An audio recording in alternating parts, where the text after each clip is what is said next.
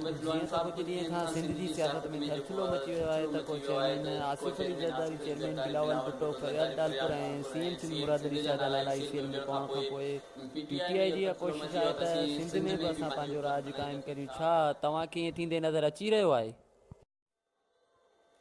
बिस्मिल्लाहिर्रहमानिर्रहीम। हा, इहा हक़ीक़त आहे त कुझु ॾींहंनि खां सिंध जी सियासत में हिकिड़ो थरथिलो मदर हो त शायदि पीपल्स पार्टी सूबाई जेका गवर्नमेंट हुई उनखे किराए वेंदो। पर जेको कल्ह फ़ैसिलो आयो आहे, चीफ जस्टिस जेको नोटिस वरितो आहे त हिकिड़े मुल्क जे ॿिए नंबर वॾे सूबे जे CM जो ACL में नालो ॾियणु या न सघिजे, उन खां पोइ ऑटोमेटिकली पाकिस्तान पीपल्स पार्टी जो मोराल हाई थियो बिलाल साहब जो। ऐं इन ॻाल्हि में हक़ीक़त PTI कोशिशि कई त असां सिंध में जेको सो पंहिंजो हुकूमत क़ाइमु कयूं, छो त पीपल्स पार्टी PTI जी इहा ख़वाहिश आहे जहिड़ी तरह पंजाब KPK या बलोचिस्तान में जूं हामी हुकूमतूं आहिनि, अहिड़ी तरह सां असां सिंध में पंहिंजी हामी हुकूमत ठाहियूं। छो त हुननि खे कराची मां हिन सुठो मैंडेट मिलियो आहे, त हुननि जी कोशिशि हूंदी त असीं कराची खे जेको रिलीफ ॾियूं, तकिड़ो रिलीफ ॾियूं, उहो सूबाई गवर्नमेंट जे ज़रिए जल्दी ॾेई सघे थो। त उन में फॉरवर्ड ब्लॉक जी ॻाल्हियूं हलनि थियूं।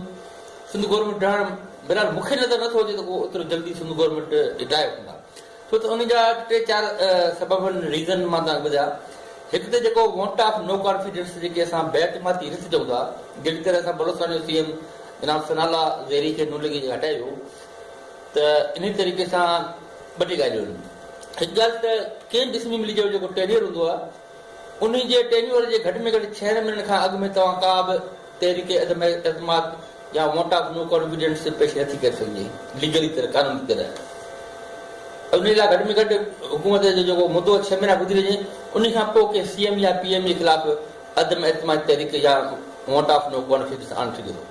नंबर ॿी ॻाल्हि त इन आउटस्टैंडिंग जे लाइ पाकिस्तान पीपल्स पार्टी जे मुंहिंजे ख़्याल में 99 बल्कि 100 MPs आहिनि, 100 जी मेजॉरिटी आहे अकेले सुल।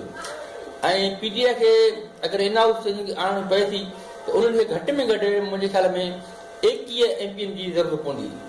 सो आउं सम्झा थो 21 जो अंक तमामु वॾो आहे, इहे 90 कान्हे, 88 कोन्हे, हीअ 90 वारो ॾाको न आहे।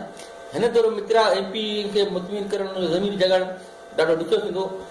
सम्झूं था बिल्कुलु पीपल्स पार्टी जा MP काफ़ी नाराज़ आहिनि, उन्हनि खे ख़दशा बि आहिनि, पर 21 जो अंक वॾो जो उन्हनि खे यकदमि आणिजे ऐं उन्हनि खे PTI गवर्नमेंट खे सपोर्ट कजे, इहो मूंखे नज़र नथो अचे। रही ॻाल्हि त कुझु माण्हू चवनि था गवर्नर राज। हाणे गवर्नर राज सिंध हिकिड़ो मुल्क जो 2 नंबर वॾो सूबो आहे, उन में तव्हां गवर्नर राज हणी करे वफ़ाक़ी हुकूमत सुकून चैन सां नथा हलाए सघो। छा जो सूबो सिंध हिकिड़ो 2 नंबर सूबो आहे, अगरि गवर्नर राज लॻे थो त जेको 18 तरमीअ खां पोइ इहो आहे त गवर्नर राज वधि मां वधि 60 ॾींहं खां वधीक नथो हली सघे। तंहिं करे वरी बि जेको सो आहे फेडरल गवर्नमेंट खे असेंबली सां रुजू करणो पवंदो। अगरि 60 ॾींहं खां पोइ बि जो आईंदा त पीपल्स पार्टी खे वरी मेजॉरिटी आहे, उहा पंहिंजो CM आणे ईंदी। मे बी मुराद शाह न हुजे, कंहिं ॿिए खे सपोर्ट कराए सघे थी, त मूंखे नथो लॻे त गवर्नमेंट ईअं आसानी सां